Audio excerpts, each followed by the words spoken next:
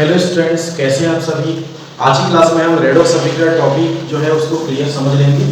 Redox अभिक्रिया क्या होती है, तो रेडॉक्स अभिक्रिया के लिए हमको समझना होगा ये जो शब्द है रेडॉक्स बना किससे है। रेडॉक्स जो है ये एक अंग्रेजी शब्द है रेडॉक्स। तो रेड मतलब यहाँ पर रिडक्शन, रेड आरईडी का फुल फॉर्म है रिडक्शन, और रिडक्शन को हम बोलते हैं अपचयन। इसके बाद जो दूसरा शब्द है लास्ट वाला OX, ऑक्स का जो फुल फॉर्म होगा यहाँ पर ऑक्सीडेशन, और ऑक्सीडेशन को हम बोलते हैं उपचयन। इस प्रकार से रेडॉक्स शब्द बना है। रेडॉक्स मतलब रिडक्शन से आरईडी लिया गया है और ऑक्सीडेशन से ऑक्स, दोनों मिलकर क्या कहलाएंगे रेडॉक्स। इनको कंबाइन जब कर देते हैं तो ये रेडॉक्स हो जाता है। और हिंदी में अगर इन दोनों को हम अगर जोड़ दें तो ये अपोपचयोपचय कुछ नाम हो जाता है इसका, अपचयोपचय अभिक्रिया। मतलब ऐसी अभिक्रिया जिसमें अपचयन और उपचयन दोनों होते हैं, उन अभिक्रियाओं को रेडॉक्स अभिक्रिया या अपचयन उपचयन अभिक्रिया कहा जाता है। जैसे कि यहाँ पर इन दोनों शब्दों को हम जोड़ेंगे तो कुछ इस प्रकार से शब्द बनेगा अपचयोपचय अभिक्रिया। मतलब ऐसी अभिक्रिया जिसमें अपचयन और उपचयन दोनों अभिक्रियाएं साथ साथ में चलती है, उस अभिक्रिया को हम रेडॉक्स अभिक्रिया या अपचयोपचय अभिक्रिया बोलते हैं, या आप अपचयन उपचयन अभिक्रिया भी बोल सकते हैं। उपचयन को दूसरे शब्दों में कहा जाता है ऑक्सीकरण। तो ऑक्सीकरण का जो मतलब है और उपचयन का जो मतलब है ये सेम है। इसके बाद हम समझ लेते हैं कि जो नई अवधारणा है, जो पुरानी अवधारणा उसकी परिभाषा तो अलग है ऑक्सीकरण उपचयन की, लेकिन नई अवधारणा के अनुसार जो है ऑक्सीकरण और अपचयन में अंतर क्या है, तो इसको हम उदाहरण लेकर समझेंगे।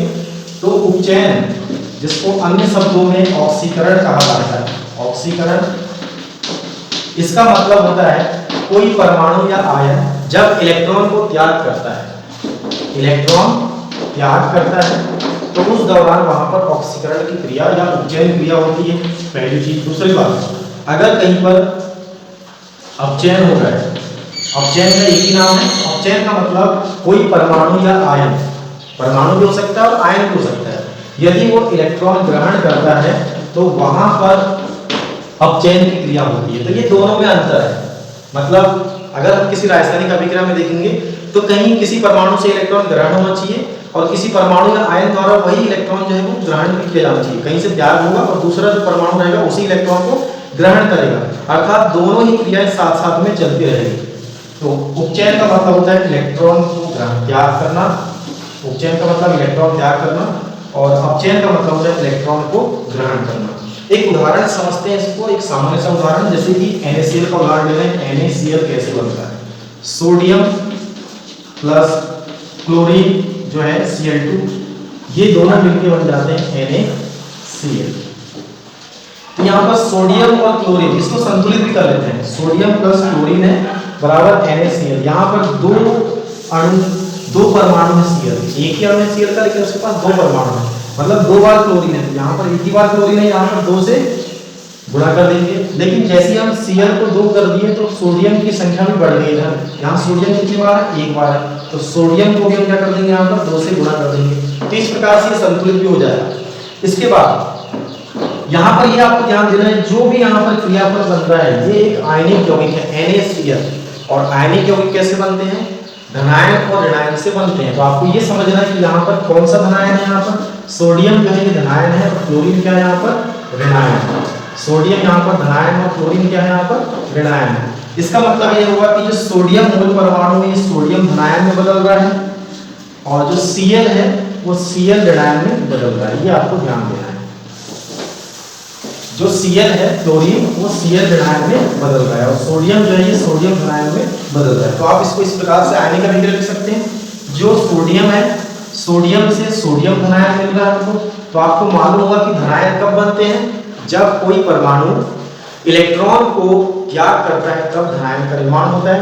तो इलेक्ट्रॉन त्याग जो होता है मतलब Na से Na धनायन जब बनेगा तो इलेक्ट्रॉन त्याग, तो सोडियम के पास एक ही इलेक्ट्रॉन ये त्याग कर सकता है, मतलब एक इलेक्ट्रॉन यहाँ पर त्याग करेंगे तो एक बार यहाँ पर धनायन लिखना आपको, क्योंकि इलेक्ट्रॉन त्याग करने के बाद कोई भी परमाणु धनायन बनाता है और इलेक्ट्रॉन ग्रहण करने के बाद कोई भी जो परमाणु रहेगा वो ऋणायन का निर्माण करता है। इसके बाद मतलब ये हुआ कि सोडियम जो है ये सोडियम धनायन में बदल गया, कितने इलेक्ट्रॉन त्याग करके, एक इलेक्ट्रॉन। तो इलेक्ट्रॉन त्याग करना मैंने अभी आपको बताया था, इलेक्ट्रॉन त्याग करना क्या कहलाता है, उपचयन या ऑक्सीकरण। मतलब कहां पर उपचयन हो रहा है, सोडियम से सोडियम धनायन यहाँ पर हो रहा है ऑक्सीकरण, और इसको दूसरे शब्दों में क्या बोलते हैं, और दूसरे शब्दों में इसी को कहा जाता है उपचयन। आपको कंफ्यूज नहीं होना है, उपचयन और ऑक्सीकरण एक ही बात। इसके बाद अपचयन के लिए कोई दूसरा शब्द नहीं है, अपचयन जो है अकेला शब्द है, इंग्लिश में इसको बोलते हैं रिडक्शन बस हो गया। तो दूसरी बात, क्लोरीन जो है ये Cl ऋणायन में बन रहा है, Cl2 दो क्लोरीन परमाणु होंगे, तो आयन में कितने बनेंगे, 2 बनेंगे, 2Cl -1 बन जाएगा यहाँ पर 2Cl-1।